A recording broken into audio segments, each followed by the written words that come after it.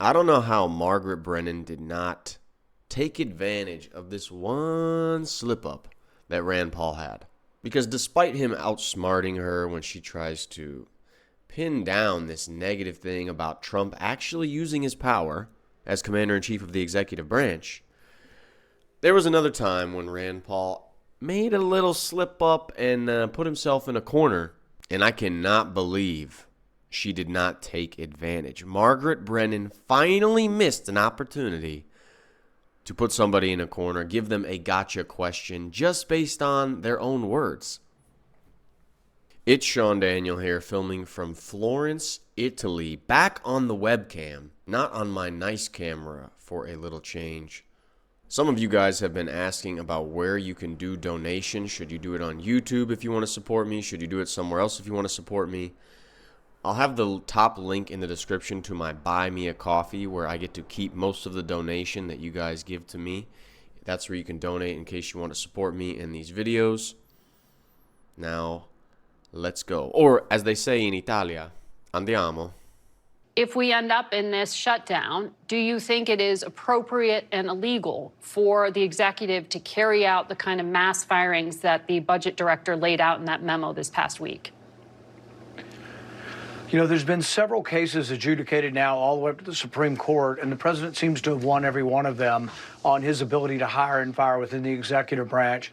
And I think this is understandable because in the executive branch, if the president can't fire him, who can? And so I think the president has a great deal of leeway over executive branch employees. For hiring and firing people in the executive branch, I think he has a great deal of leeway. The court has upheld this repeatedly, and so I suspect they will. Even when Congress, you know, the Democrats try to protect this agency called the Consumer Financial Protection Board, and they said, well, the funding will come from the Fed. You won't get to vote on the funding, and the person hired can't be fired. Well, he did fire that person in 2020, and the courts upheld that in 2021 in the Supreme Court. And really, since then, every case he has won. And as you know, I'm an equal parts critic of both Republicans and Democrats. I've criticized Trump on things, but the one thing is on the hiring and firing, I think he's going to win every one of those cases. And Trump should be able to fire and hire who he wants because he's the commander-in-chief of the executive branch. If he doesn't like somebody in position, he has the right to do what he wants. He won the presidency. Now, everybody can complain and cry and say it was a bad firing, it was a bad hiring. He can't do that because they've been there so long, or he needs to check by Congress. Sorry, Johnny. Congress didn't win the presidential election, is not the head of the executive branch. If he doesn't want somebody in his cabinet, in his administration, in some role in the executive branch, ciao, ciao. What is wrong with that? Just when you break down the principle of him being the main man in charge, why can't he fire and hire who he wants? Now, Rand Paul is giving you the PC answer about, well, he's won all these Supreme Court cases and they've showed the legal basis that Trump keeps winning those, so therefore he should hire and fire. He could say it a little stronger and say, hey, he won the election.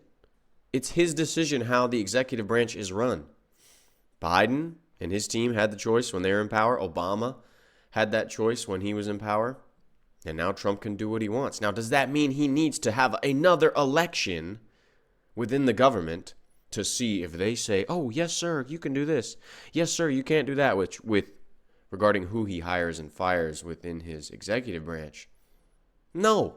He already won the actual election to give him the power to do that. And it's funny how Margaret Brennan won't fight that hard to ask hard questions about that obvious principle. But instead, she's probably going to go hard at Rand Paul about some other BS that Trump has done. But just when you look at the principle, the fact that he's the commander-in-chief of the executive branch, why should he not be able to do what he wants within that branch of which he's the commander-in-chief? I want to ask you about your role in Homeland Security. You are chairman of that oversight committee. The president announced yesterday, and I'm sure you saw his social media post, that he's going to send troops to Portland, Oregon. He called it a war-ravaged city. He said he's also going to send troops to any immigration facilities around the country which are, quote, under siege from attack by Antifa and other domestic terrorists, end quote.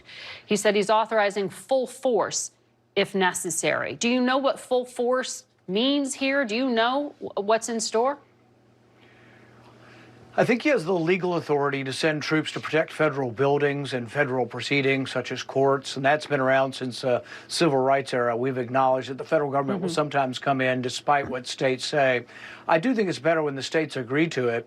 For example, I mean, in Chicago's a nightmare. It is literally a war zone, and the people being hurt the worst are those who are poor and living in these communities. I've been to the most dangerous precinct in Chicago, and it's just despair and sadness. Yeah. And these young boys are grown up with no families. There's no restaurants, no drugs. Excuse me? You have not been briefed on Say again, plans please? to send troops to Oregon? Not for Portland, no. Okay, because we have not yet seen troops in Chicago, though you're referencing the president's past threats to do so. In Oregon, the governor said there's no need and they don't want these troops. But the mayor said, the mayor of Portland, federal agents have been arriving along with some armored vehicles. Are you comfortable with pushing the limits here of some of these uses of either potentially troops or federal agents? I think both the people in Portland and across America have to decide about this.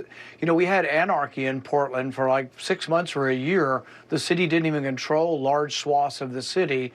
These had federal buildings on them. And so I think there is a role for the federal government. Am I excited about it? No, I'd prefer not to have troops in our cities, or I'd prefer them only to come, you know, with the acceptance of the local authorities. But I do think there is a role if the states will not step up.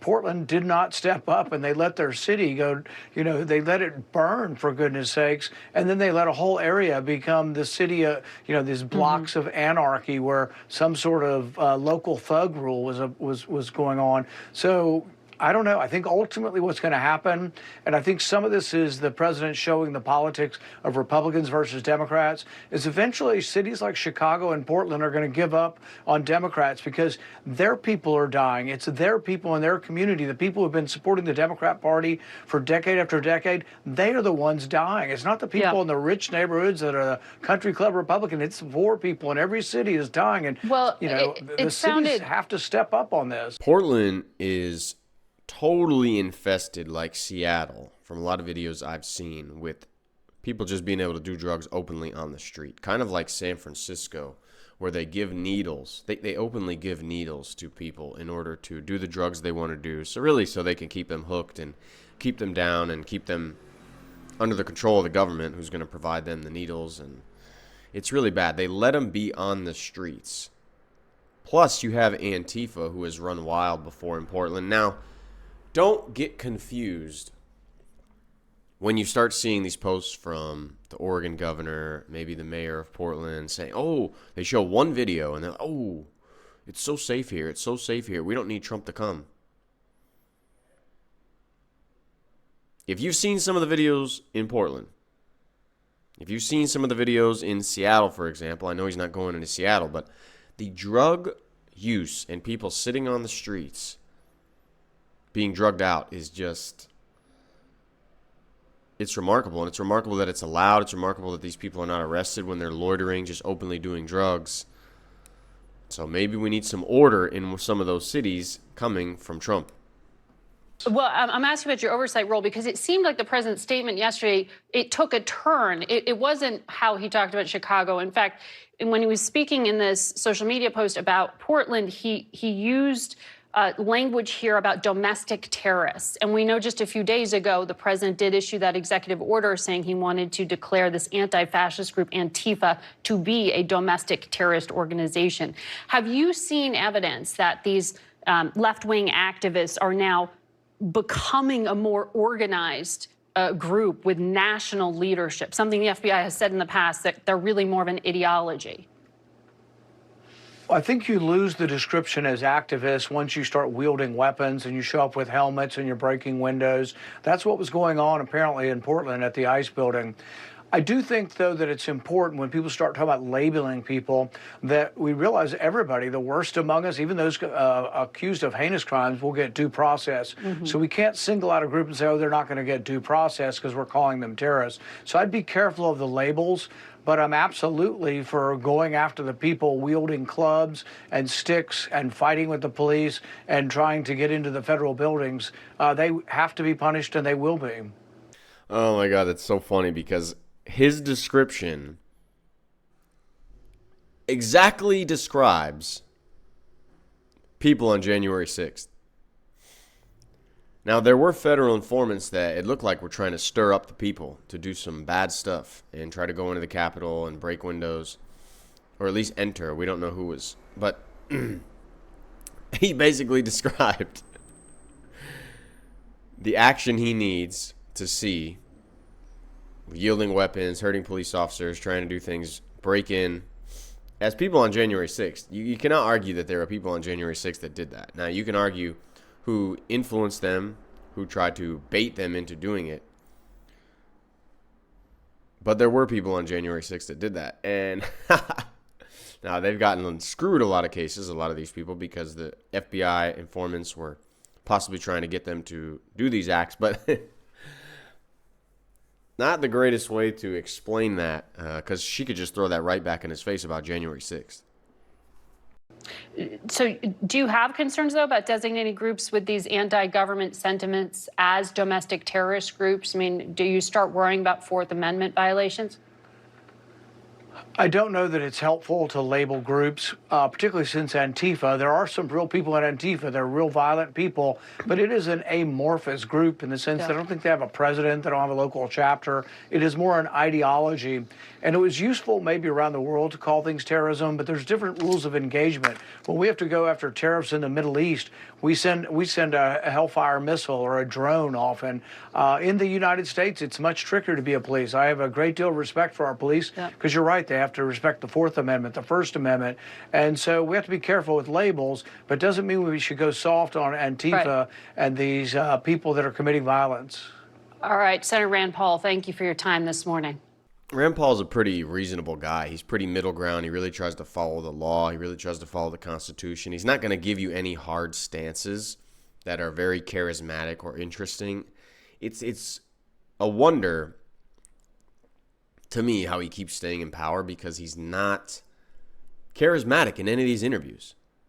Never am I like, ooh, I'm motivated. I want to hear that guy go speak. I've heard him speak in person once. I've met him once in person. When I was the camera guy for an event in San Francisco, I was a camera guy for the event, for the main political guy who was running the event, who was supposedly connected with Rand Paul and friends with him. And Rand was dealing with a lot that day. He was tired. He's not the most social guy based on my experience.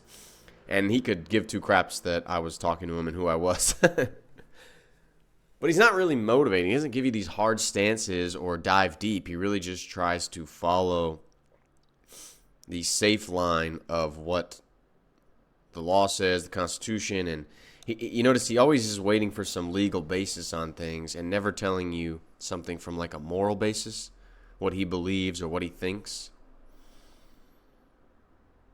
And he almost got caught with that Antifa description, because she could have used it as January 6th. I am shocked she did not. I thought that's something she would jump on like crazy, but let me know what you guys think about Rand Paul. I think he's okay. I think he's middle of the ground. I think he's impressive because he doesn't always follow what Trump has to say. Because it takes balls to stand up to the president, whether it's right or wrong. But it's not like he's sold out and he's just trying to go against the president like a lot of conservative people and some of you guys think. You know, if someone says something against Trump, they're immediately the devil, which is not the case.